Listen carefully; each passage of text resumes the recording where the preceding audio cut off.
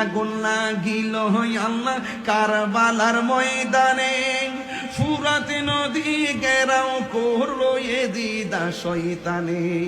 ওরে জয়নালকে বন্দি করিল, জয়নাল রিল এজিদা শয়তানে রে গুনের ভাই ভাই রে, কারবালায় আনিল তোমায় কে বলো ও গুনের ভাই।